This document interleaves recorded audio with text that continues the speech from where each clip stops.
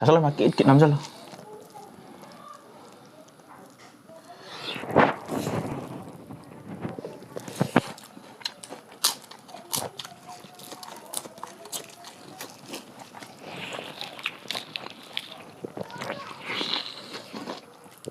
Ngambar lah. Sikat ang tuliman ba yun? Musa siya. ตอนนั้นผมมีคู่มือวางในคนนั้นผมที่ได้กินง่ายวันนู้นเนี่ยง่ายวันนี้ไม่ใช่แค่กินให้มาทำดังยูทูบเบอร์มากี่ก็ขายได้กี่มารู้แบบ Google Essence กี่เสียจีก็เป็นยาวจีก็ไอ้กี่สุดละแล้วก็สิ่งที่มันง่ายใจมาสิ่งง่ายไปว่าคุณที่มักจะไอ้กี่นุกสิจะไป subscribe สิ่งไหนกี่ support ตัวพี่ว่ากี่แต่มักแต่เนี่ยไอ้กี่ที่เนี่ยบุนุกสิบิดนะ subscribe ตัวไอ้กี่นุกสิจะไป subscribe สิ่งมันก็อามุขนาดนี้ก็มันเพิ่มใจอันนี้ရှိတယ်အဲ့ဒီအမရဟောလေမရဟောလေအဲ့ဒီစမိုင်းတော်ကရမလို့ဘယ်လိုမရှိတဲ့အဲ့ဒီမာစီဟောလေအဲ့ဒီစားပဲဟုတ်စလဲစေစားစီမ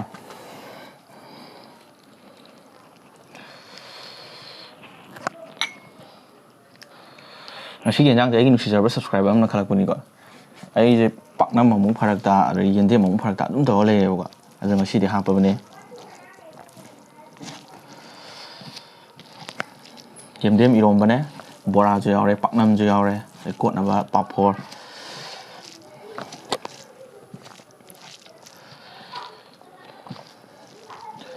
Sasal makin ikit 6 salah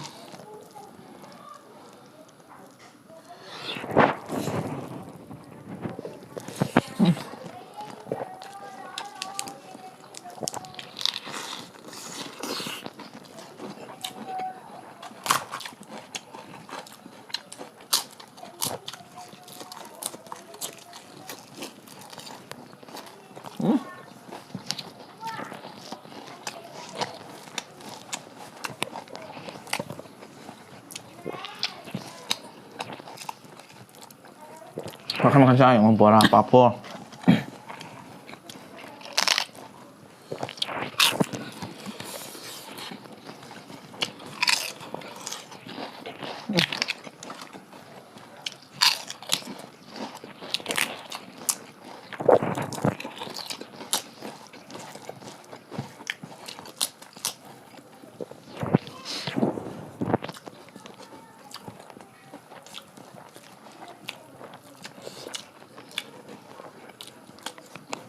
Memang apa?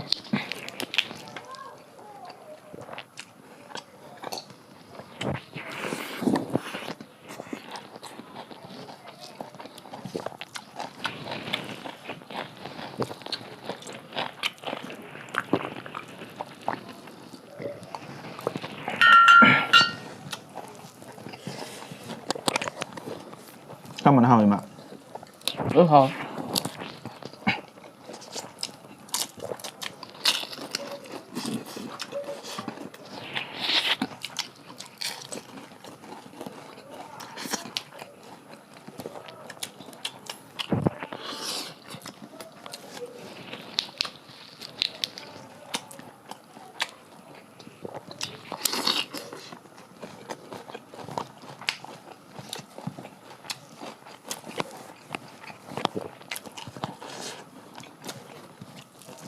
Thì bán tụi xí lên ăn tụi mình được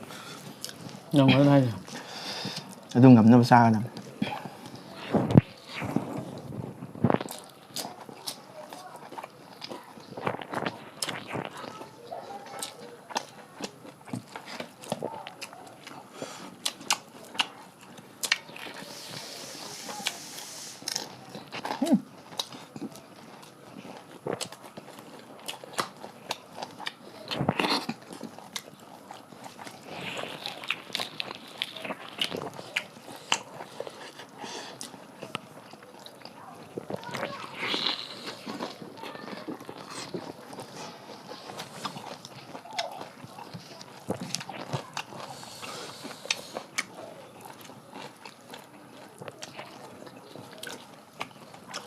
nó hồi luôn đi mà em má là hả nó tụt rồi mình Hao ấy.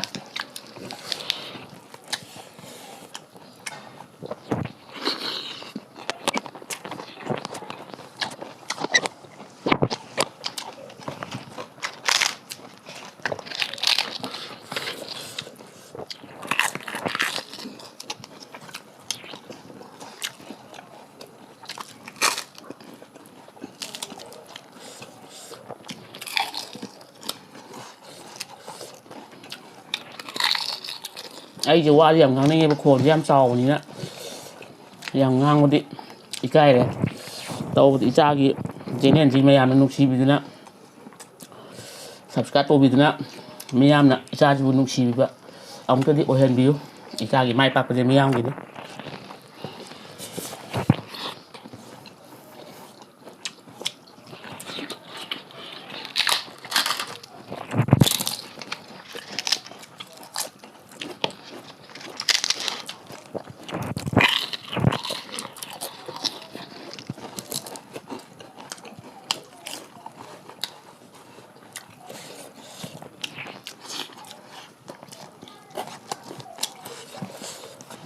ít cha thì không biết cái nhang cái hào á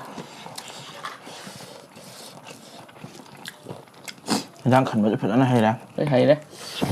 nó xem được lỗi hay nè khá lẹ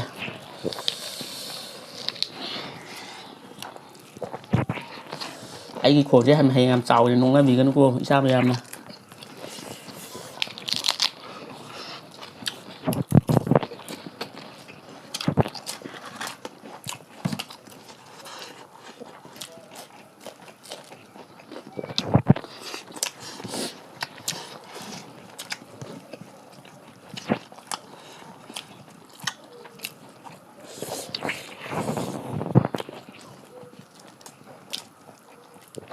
ngon bò rồi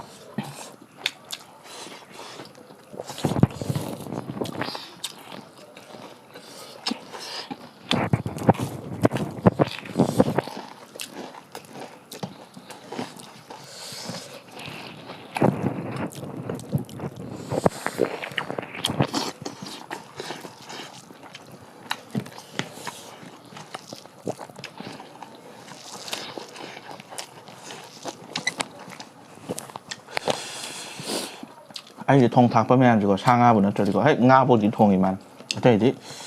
iman nó thông bí nào thế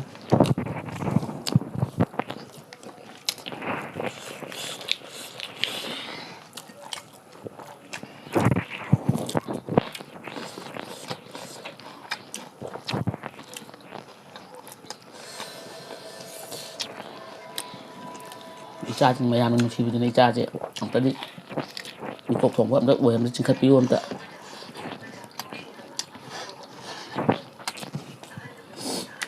ใช่หรือเปล่า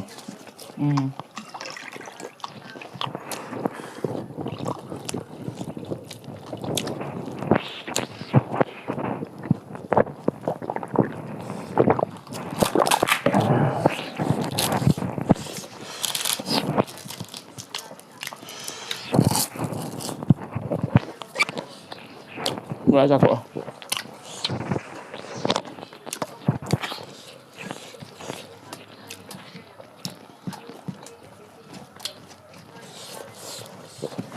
các em mang ra đi ăn nó người em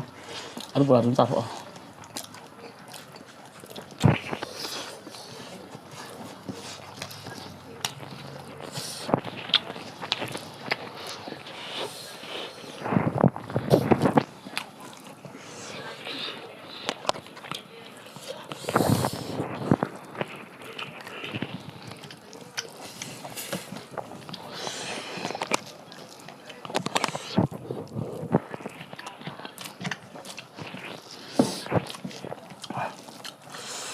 không được cái là rất ăn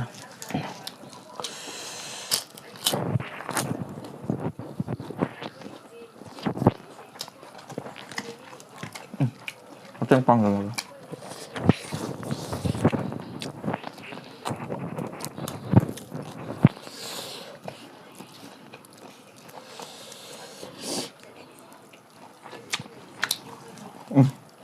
iman bây giờ bữa nào đi mà chúng nhà đi tiền chỉ subscribe với nó dụng nó mà đấy cái này sao dùng nó bên này nè hầu như bả xô xô dùng giờ là cái đâu rồi vô rồi à có sao rồi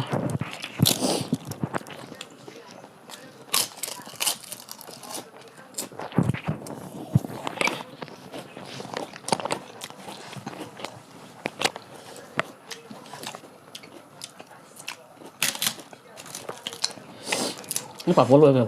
nữa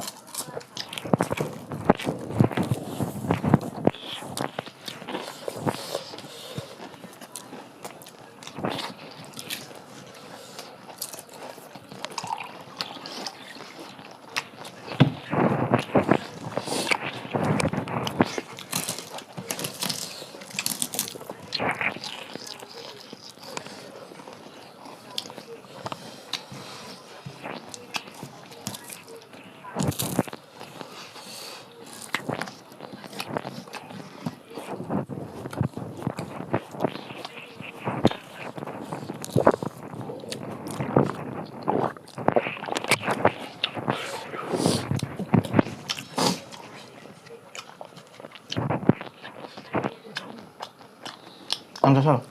khi cả lắm từ lên mâm ra đây bây giờ chút lên bây giờ này sao gì